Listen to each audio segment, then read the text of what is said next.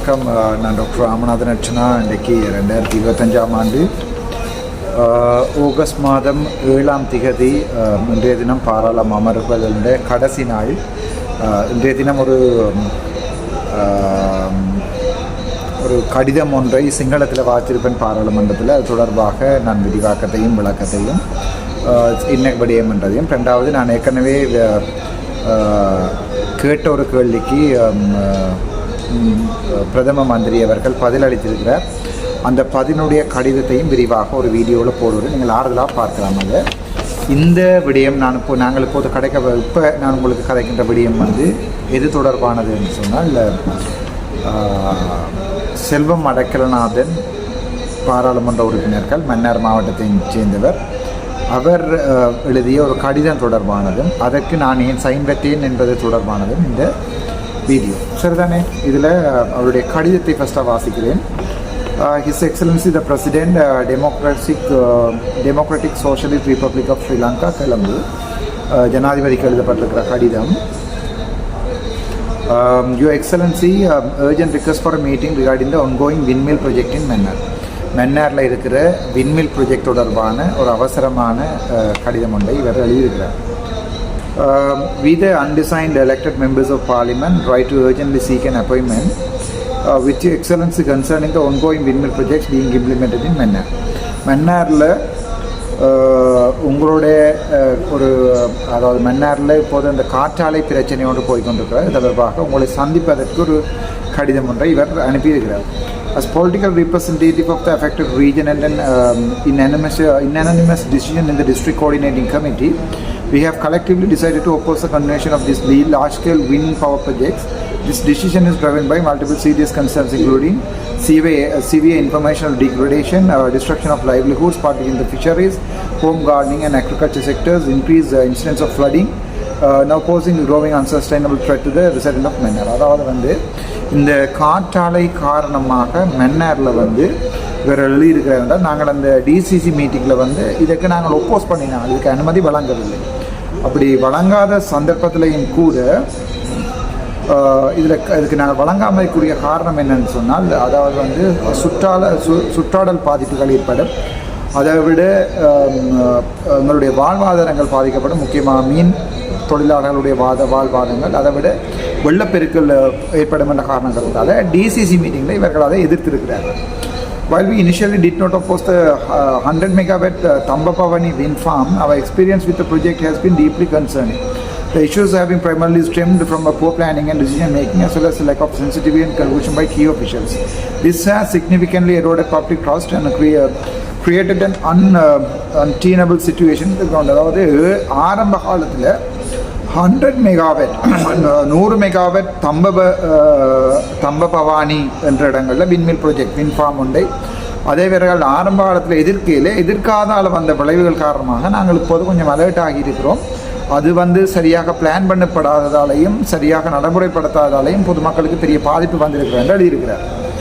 Despite repeatedly raising these issues with officials from the Ceylon Electricity Board, the Sri Lankan Sustainable Energy Authority, the Honorable Minister of Power and Energy and other relevant stakeholders, our concerns have been met with indifference. Notably, the former chairman of the CEB and senior officials at CE were directly approached, yet to meaningful action has been taken.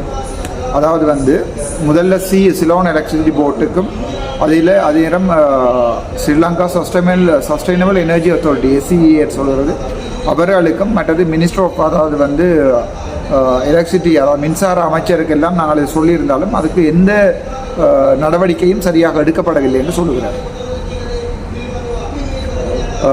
The government agent of Mannar officially requested a one-month suspension to allow for stakeholder dialogue, which was completely ignored by the relevant authorities. No stakeholder consultation or meeting has been held today. Mannar GAயும் ஒரு கடிதம் எழுதியிருக்கிறார். தற்காலிகமாக ஒரு 30 நாள் அதாவது ஒரு 30 நாளாக இதில் நிப்பாட்டி வைங்க, நாங்கள் டிஸ்கஸ் பண்ணி செய்வோம் என்று கேட்டதுக்கு கூட இவர்கள் அதை அனுமதிக்கவில்லை. At present, Mannar is in a state of civil emergency. Normal life has been brought to standstill. Shops remain closed and large-scale public demonstration and picketing continue unabated. அதாவது தற்சமயத்தில் பாராளுமன்றத்தில் அது ஒரு பிரச்சனையாக பொதுமக்கள் பாராளுமன்றத்தில் மன்னார் மாவட்டத்தில் பொதுமக்கள் இது ஒரு பெரிய பிரச்சனையாக ஆரம்பித்திருக்கிறார்கள், போராடுகிறார்கள் என்று சொல்லியிருக்கார். We respectively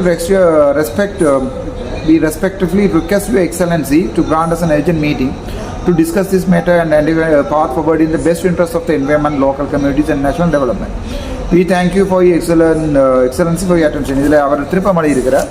ஆகவே உடனடியாக ஒரு எங்களுக்கு உடனடியான ஒரு தீர்வொன்றை தருவதற்காக ஒரு மீட்டிங் ஒன்றை தருவதற்கு அந்த கடிதத்திலே ஸ்ரீதரன் ஐயா சைன் பண்ணியிருக்கிறார், GG Ponnambalam, Rishad Bathiudeen, Kader Mastan, Adaikalanathan MP sign பண்ணியிருக்கார், சாணக்கியன் சைன் பண்ணியிருக்கிறார், அரியநாயன் கவீந்திரன் கோடீஸ்வரன் சைன் பண்ணியிருக்கார், பத்மநாதன் சத்தியலிங்கம் பி சத்தியலிங்கம் நான் சைன் பண்ணியிருக்கிறேன், கதிரவேலி சண்முகம் குவதாசன், ஞானமுத்து ஸ்ரீநேசன், இளையதம்பி ஸ்ரீநாத், துரைராசா ரவிகரன். அதை விட இஸ்மாயில் முகமட் என்று சொல்லி ஒரு முஸ்லீம் பாராளுமன்ற உறுப்பினர், உதுமத்தல்லா அலுவை எம்பி அவர்களும் லபை எம்பி அவர்கள் கனபேர் இதில் கிட்டத்தட்ட 15 எம்பிமார்கள் சைன் பண்ணியிருக்கிறார்கள். இது ஒரு பொதுமக்களுடைய பிரச்சனை, உங்களுக்கு தெரியும், இது பொதுமக்களுடைய முக்கியமான பிரச்சனை. ஆகவே இந்த மாதிரியான விடயங்களில் முஸ்லீம், தமிழ், சிங்கள பாராளுமன்ற உறுப்பினர்கள் என்ற வேறுபாடுகள் இல்லாமல் நாங்கள் எல்லாருமே ஒன்றாக நிற்க வேண்டிய ஒரு தேவை காரணமாக எங்களுடைய கட்சி பேதங்கள், எங்களுடைய கொள்கை வேறுபாடுகள் எல்லாத்தையுமே மறந்து நாங்கள் சிவலம் அடைக்கலநாதன் அவர்கள் எழுதியிருக்கிற இந்த கடிதத்துக்கு நாங்கள் அனைவரும் ஒற்றுமையாக சைன் பண்ணி இருக்கிறோம். அதான் இந்த கடிதம் நீங்கள் பார்த்தா தெரியும். இந்த கடிதத்துக்கு நாங்கள் ஒற்றுமையாக சைன் பண்ணி இருக்கிறோம். ஸோ அதை தவிர நேற்றைய தினங்கள் கூட எனக்கு மன்னாருக்கு வேறுங்கள் டாக்டர் இந்த போராட்டத்தில் கலந்து கொள்ளுங்கள்னு சொல்லி எனக்கு அழைப்பு விடுக்கப்பட்டது. மன்னாரில் இருக்கிற மத குருக்கள், அது நேரம் மன்னாரில் இருக்கிற சிவில் சொசைட்டியில் இருக்கிறார்கள், கணவர் எனக்கு அழைப்பு விடுத்திருக்கிறார்கள். ஆகவே இந்த போராட்டத்துக்கு எனக்கு 100% ஆதரவு இருக்குது. மன்னாருக்கு வந்து தான் நான் வைத்தியசாலையில் வழக்குகள் வந்தது உங்களுக்கு நன்றாக தெரியும். ஆகவே இந்த விடயம் தொடர்பாக மன்னார் மக்களுக்கு இனப்பத ஜாதி ஒன்றுமே ஒரு வித்தியாசங்கள் இன்றி என்னுடைய ஆதரவு 100% இருக்கும். இந்த போராட்டத்தில் உங்களோட நான் ஒருவராக கட்டாயம் கலந்து கொள்வேன். இந்த விடயம் தொடர்பாக தீர்மானிக்கப்பட்ட விடயங்களில் இது தொடர்பாக கருத்துக்களை நான் தெரிவிப்பேன். இந்த கடிதம் எழுதிய பாராளுமன்ற உறுப்பினர் செல்வம் அடைக்கலநாதன், இப்போ நான் ஒரு அரசியல்வாதியாக இருந்தால் இவற்றை நான் என்னுடைய யூடியூப்பில் போடக்கூடாது. ஏன், மன்னாரில் செல்வம் அடைக்கலநாதனுக்கு இருக்கிற மதிப்பு இந்த கடிதத்தால் கூடும். ஆகவே இதை நான் பெருசுபடுத்தக்கூடாது. ஏனென்றால் நான் அரசியல்வாதியாக இருந்தால் அந்த நெறித்தனமான வேலையை செய்வோம். என்னை பொறுத்த வரைக்கும் நான் ஒன்றை தெளிவாக சொல்லுகிறேன், அது எந்த பாராளுமன்ற உறுப்பினராக இருக்கட்டும், யாராக இருந்தாலும் மக்களுக்கு நல்லது செய்யக்குள்ள அதுக்கு சப்போர்ட் கொடுக்க வேண்டிய தேவை. அவர் செய்கிறார், அவருடைய பேர் வரப்போதா, அவை நாங்கள் சப்போர்ட் கொடுத்தா அவருக்கு என்ன பேர் வந்துடும் என்பதற்காக சப்போர்ட் கொடுக்காம நான் தெரியாத மாதிரி உதவி நிற்கிற நெறித்தனமான அரசியல்வாதி இல்லை. இந்த நடவடிக்கை எடுத்த செல்வம் அடைக்கலநாதன் அவர்களுக்கு மனமார்ந்த நன்றிகள். அதே நேரம் இந்த விடயங்கள் தொடர்பாக என்னுடைய 100% ஆதரவும், அதே நேரம் இதற்கு சைன் வைத்த மற்ற பாராளுமன்ற உறுப்பினர் அனைவருக்கும் மனமார்ந்த நன்றிகள். இந்த விடயம் தொடர்பாக மிகுந்த கரிசனையோடு நான் இந்த போராட்டங்களில் கலந்து கொள்வேன். நன்றி, வணக்கம். டாக்டர் ராமநாதன்.